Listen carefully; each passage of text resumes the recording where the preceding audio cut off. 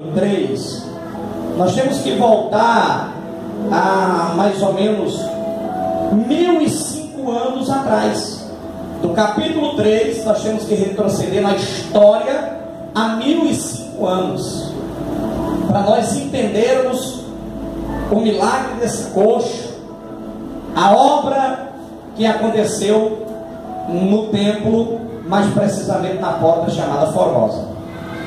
Davi tinha um desejo de construir o templo, uma casa para o Senhor, mas Deus disse que não dava certo, porque ele era um homem de guerra, havia derramado muito sangue.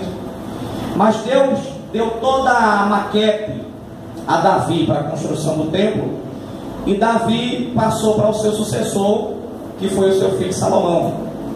Então Salomão foi o responsável pela construção do templo. O templo, eles gastaram 7 anos na construção do templo. E o que me chama a atenção é que a Bíblia diz que o templo foi construído em silêncio. As pedras que traziam para a construção do templo, André, eram pedras cortadas nas montanhas, e quando traziam essas pedras, elas eram simplesmente encaixadas uma na outra de forma justa, ao ponto que a Bíblia diz que ninguém ouvia o som de martelo e de nenhuma ferramenta. O que é que eu aprendo aqui na construção do templo? É que quando se faz a obra de Deus, se faz a obra de Deus calado, não se faz murmurando, não se faz abrindo a boca e murmurando das dificuldades que você enfrenta na obra de Deus. Porque qualquer um que coloca a mão no arado tem que entender que vai passar por dificuldades na obra ministerial, seja na chamada pastoral, evangelística, missionária, seja para ser um mentor, seja para ser um líder de algum ministério. Vai enfrentar oposição, vai enfrentar dificuldades, mas continue construindo aquilo que Deus confiou a você, sem que haja barulho de martelo. O único barulho que você tiver de fazer seja o barulho de aleluia, de glória a Deus. Então o templo foi construído por Salomão, e era uma das 7 maravilhas do mundo antigo. Depois veio Nabucodonosor, rei da Babilônia, destruiu o templo, que era o que os judeus tinham de mais sagrado em Jerusalém. E Nabucodonosor destruiu o templo, levou os utensílios da casa de Deus para Jerusalém, para a Babilônia. Uma das coisas que ele levou que tinha do templo era isso aqui, ó, chamado de candelabro, certo? E levou a arca da aliança, sumiu a arca da aliança, na verdade. Ele levou os utensílios do templo. O templo foi destruído, ficou só pó e cinza. Então os judeus que ficaram em Jerusalém ficaram sem culto. Foi aí que surgiu as sinagogas. Lá na Babilônia, onde eles estavam cativos, eles começaram a criar as sinagogas para poder, pelo menos no dia de sábado, ler a Torá e o Decálogo. Então passaram-se 70 anos sem culto em Jerusalém, porque os judeus só queriam adorar a Deus no templo. E aí em Jerusalém não existia mais templo. Então 70 anos sem templo foi 70 anos sem culto. 70 anos sem culto significa 70 anos sem a presença de Deus. Só que Deus havia feito uma promessa de que quem fosse cativo, depois de 70 anos voltaria. E aí, depois de 70 anos, Neemias com Esdras volta para Jerusalém, reconstrói os muros de Jerusalém, reconstrói a cidade, e eles reconstroem o templo também. Então o templo foi reconstruído. Só que quando eles começam a lançar os fundamentos do templo, os anciãos, que são pessoas idosas, de cabelo branco, como Erivaldo, o pastor Erivaldo, os anciãos são pessoas idosas, pessoas experientes. Aqueles anciãos que estavam ali com cerca de quê? 70 anos, 75 anos, 80 anos, 90 anos. A maioria deles, quando o templo foi destruído, eles eram pequenininhos, eles eram adolescentes. Então eles viram a magnitude do primeiro templo. E a Bíblia diz no livro de Esdras que quando os fundamentos do templo é lançado para a reconstrução do segundo templo, eles olham e começam a chorar, se lembrando do primeiro templo, Porque o segundo templo não tinha a magnitude do primeiro templo. O segundo templo não tinha a arca da aliança que havia desaparecido. No segundo templo não existiam as duas tábuas da lei que Deus havia dado a Moisés no Sinai.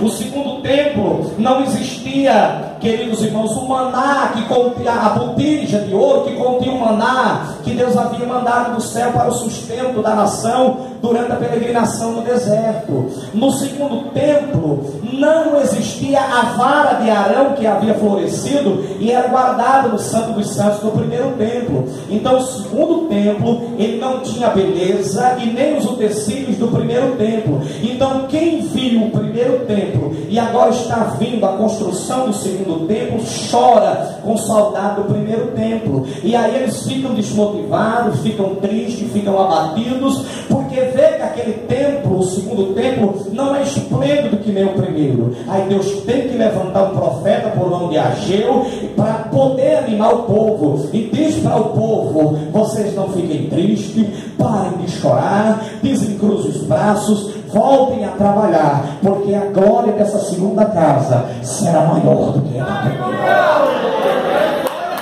Aleluia.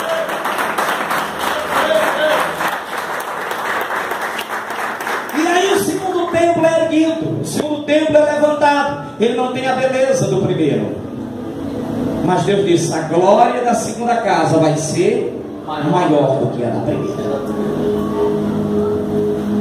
Passaram-se longos anos, até que chega um rei idomeu. Os idomitas são descendentes de Esaú.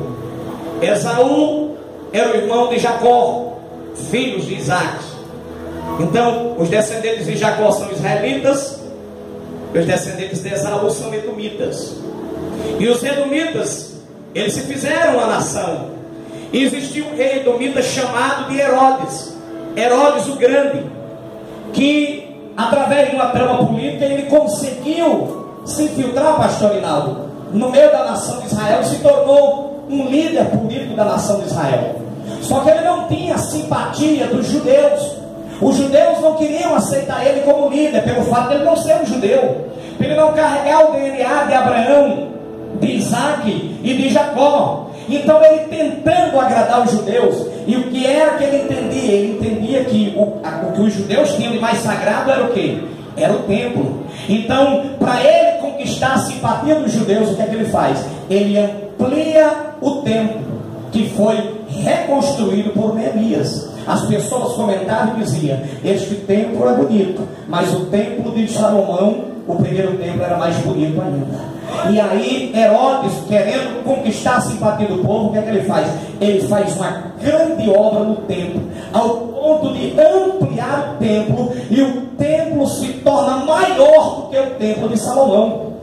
Porque ele faz os alpendres, ele faz os pátios, ele faz o pátio de Salomão, o pátio das mulheres, o pátio dos gentios. Ele amplia o templo ao ponto de ele morrer e concluir a reforma do templo, porque custava muito dinheiro, era muito caro e era algo esplêndido. Então há umas reformas no templo. E para você entender o capítulo 3, nós vamos ver aqui que esse paralítico vivia em uma das portas do templo chamada Formosa. Essa porta formosa, ela não existia no templo de Salomão. Essa porta formosa, ela não existia no templo de Neemias. Essa porta formosa, ela foi ampliada por Herodes para dar maior magnitude, maior glória ao templo. Então o templo está ampliado, e esse templo, ele tem 20 portas. Quantas portas?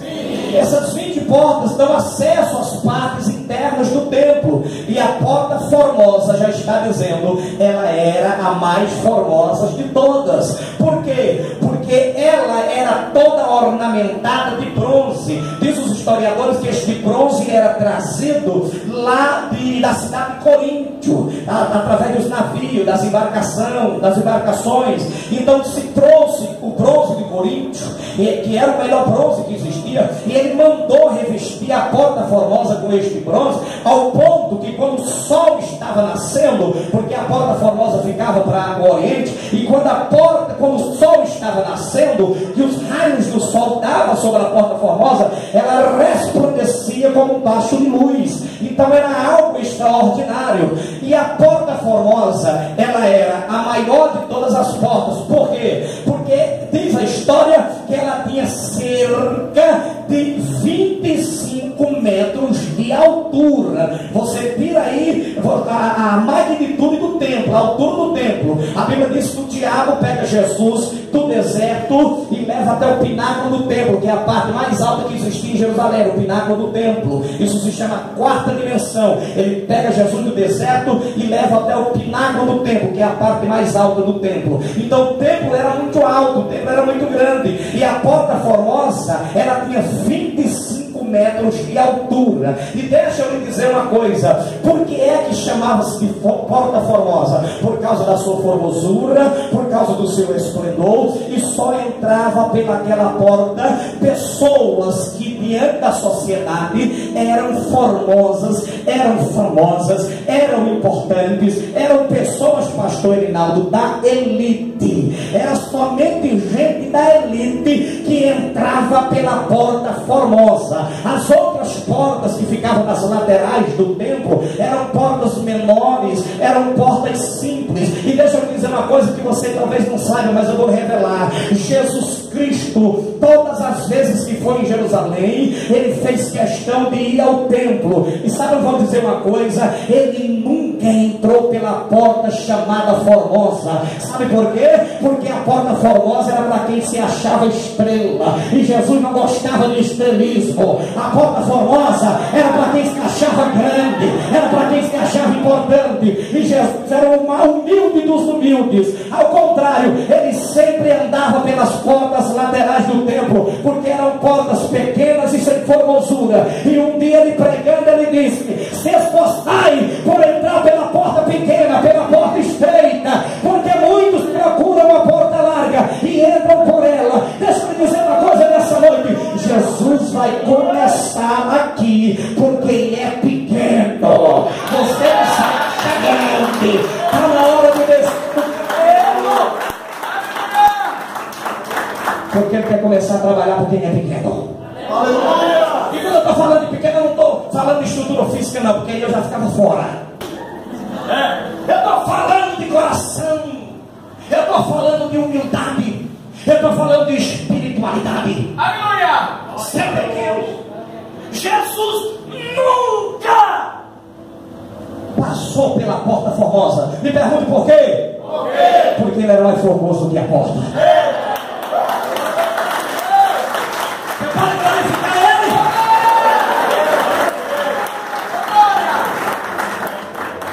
Pastor, não. Quem entrava pela porta formosa tinha acesso ao pátio de Salomão e o átrio das mulheres.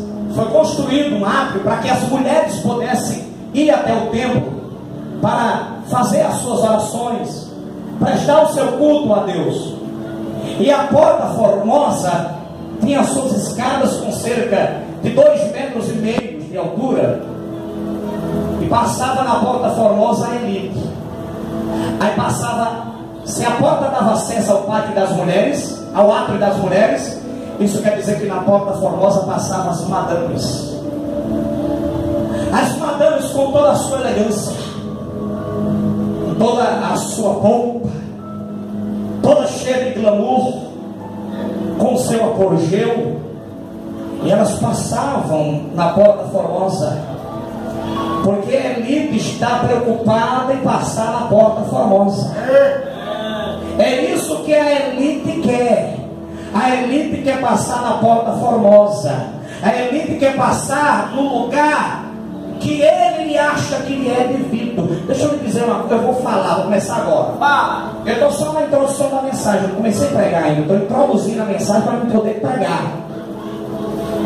Você sabia que tem gente na elite, na cidade de Caicó,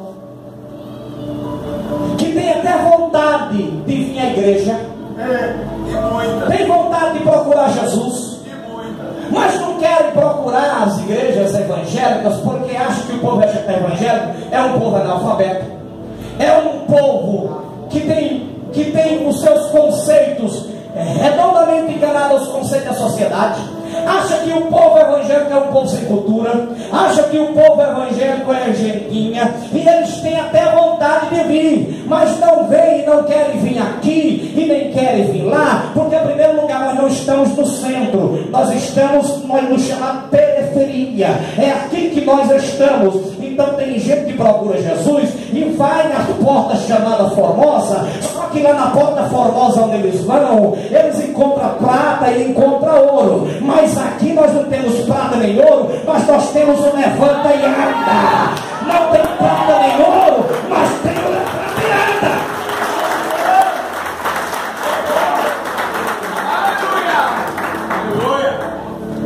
O camarada falou para um irmão da nossa igreja esses dias: irmão, é porque esse povo da igreja pentecostal, das igrejas pentecostais, pessoal muito simples, muito humilde. As igrejas pentecostais são só para gente pobre mesmo. O povo grande está nas igrejas grandes, está na elite. O povo grande vai para as igrejas famosas, para as igrejas conhecidas, para as igrejas de nome. Deixa eu lhe falar uma coisa, vou fazer meu pastor Linaldo, eu vou dizer uma coisa para você, meu irmão. Não adianta ter luxo, não adianta ter um som bom, não adianta ter cadeiras confortáveis, não adianta ter igreja climatizada, se não tiver um levanta e anda. Você não entendeu o que é o levanta e anda? O levanta e anda é a mensagem que se prega nos púlpitos das igrejas humildes, que ela vai de encontro ao coração do pecador. Porque hoje se prega mensagens que são mensagens extremamente intelectuais, e pregadores intelectuais que afetam apenas a mente das pessoas, e as pessoas até admiram a linguagem do pregador, até acham bonita a mensagem, mas não saem com as suas vidas transformadas, porque as mensagens